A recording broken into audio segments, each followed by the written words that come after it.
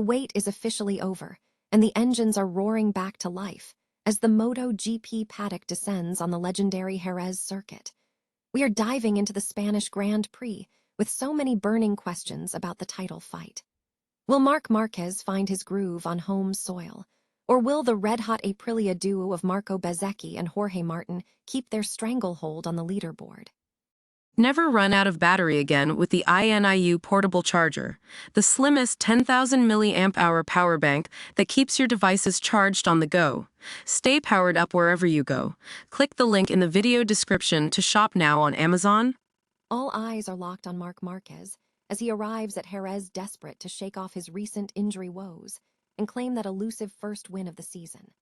After a brutal weekend in Austin that left the multi-time champion battered and bruised, Marc is using this short break to push his recovery to the limit. He is hungry to turn his season around in front of his home fans, but he will have to prove he is back to full strength against an incredibly stacked grid. Meanwhile, the internal atmosphere at Ducati is reaching a boiling point as the factory riders struggle to tame their machines. Pecco Bagnaia is pulling no punches, admitting that the current bike is proving difficult for everyone, including himself and Alex Marquez.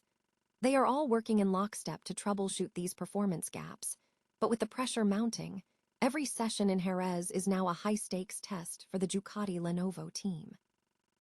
From the rising stardom of KTM's Pedro Acosta to the qualifying mastery of Yamaha's Fabio Quartararo, this weekend at the Spanish Grand Prix is shaping up to be an absolute must-watch. We are going to have every angle covered as these riders push for glory and history on one of the most iconic tracks in the world. Make sure you are part of the action by hitting that like button, subscribing to the channel, and ringing the bell so you never miss a second of our wall-to-wall MotoGP coverage. Forget the spring break, because the engines are firing up and we are headed back to the Cathedral of Speed, Jerez. The Spanish Grand Prix is synonymous with high drama, but as we roll into this weekend, the story of the 2026 season is turning into a total paradigm shift. Think about it. Ducati, the team that has dominated the landscape for years, is currently enduring their longest dry spell since 2021. It feels bizarre to say, but they are looking fragile, and their golden boy, Marc Marquez, is fighting a desperate battle against both his own physical recovery and a surprisingly lean run of form. Standing fifth in the standings, Marquez is hunting his 100th Grand Prix win at a track that literally changed the course of his career back in 2020.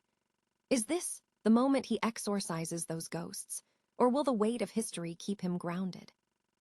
Meanwhile, the narrative has shifted to the neon-lit dominance of Aprilia. Marco Bezzecchi is putting on an absolute clinic, leading 121 consecutive laps, a modern-era record that is frankly terrifying for his rivals. But here is the hook. While he is untouchable on Sunday, his Saturday sprint form is non-existent. Can he stay perfect, or will the pressure finally snap that streak? And let's not forget the shark, Pedro Acosta. He is sitting on a record nobody wants, the most podiums in MotoGP history without a win. You can bet your bottom dollar he is coming into this weekend with a lethal, all-out mindset. Throw in Fabio Quartararo's legendary qualifying pace at this circuit and Yamaha's desperate need for a lifeline, and you have a recipe for pure chaos. This is a championship-defining weekend, a battle between established icons and the new guard.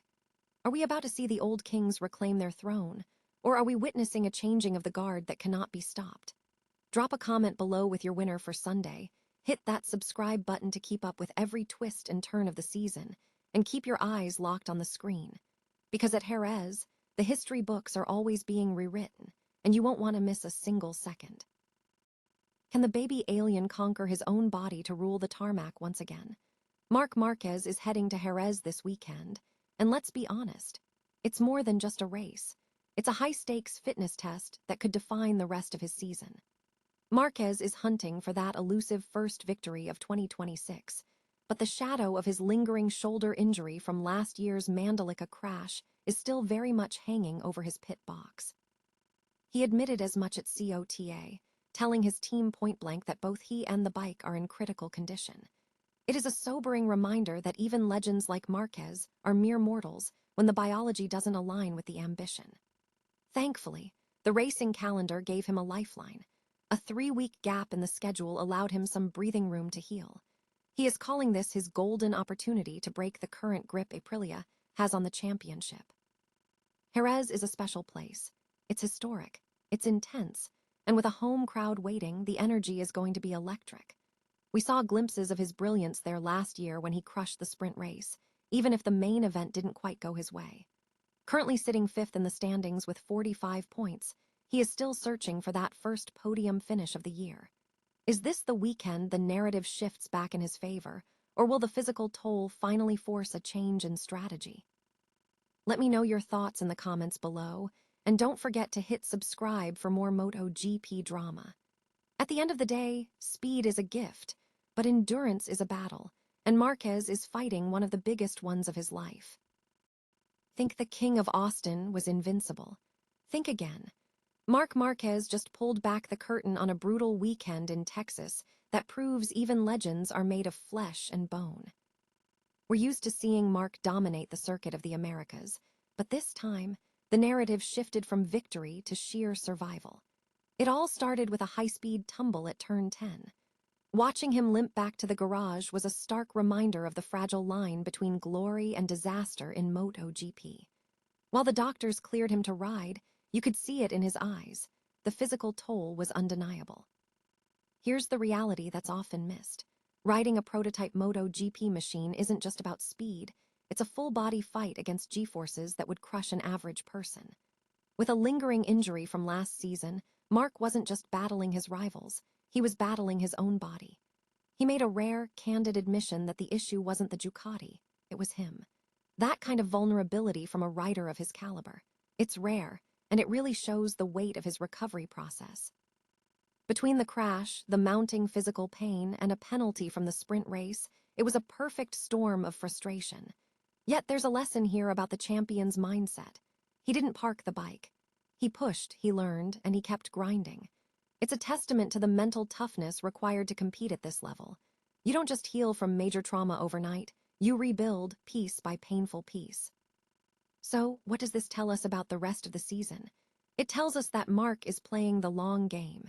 He's trading glory today for a chance at total dominance tomorrow.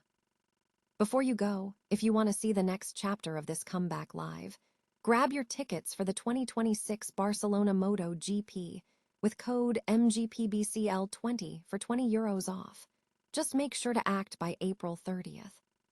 What do you think? Is this the year Marc fights through the pain to reclaim his crown, or is the competition simply too fierce now? Drop a comment below, and don't forget to subscribe for more deep dives into the world of MotoGP. After all, the race doesn't end when the flag drops, it's just beginning.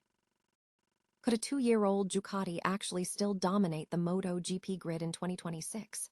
It sounds like a bold claim, but Pecco Bagnaia is convinced that the GP24 isn't just a relic of the past. It is a race winner waiting for a track. Welcome back to the channel, where we are diving deep into the technical tug-of-war happening behind the scenes at Ducati. Bagnaia's season has been anything but smooth sailing.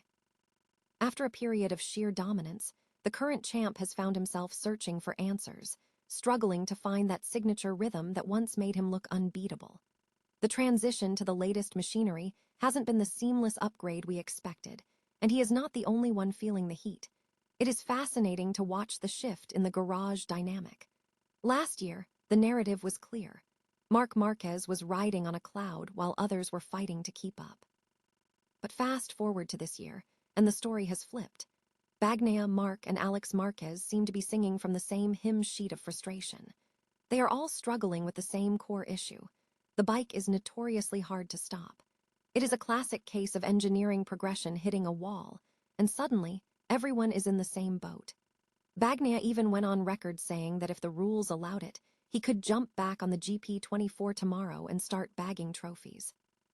It is a massive vote of confidence for that specific machine and a not-so-subtle hint that newer isn't always objectively better. But instead of playing the blame game, we are seeing something rare: collaboration. The riders are putting their pride aside, pooling their data, and working as a unit to steer Ducati back on track. It is a sign of a true champion. When the bike stops doing what you need it to do, you start doing the heavy lifting yourself. Now, I want to hear from you. Do you think the GP24 really has what it takes to still win races? Or is Bagnaia just nostalgic for the bike that gave him his mojo? Drop a comment below, smash that like button if you enjoyed this breakdown, and make sure to subscribe so you don't miss our next deep dive into the paddock. Remember, in racing, the biggest race isn't always against the other guys. It's against the machine itself.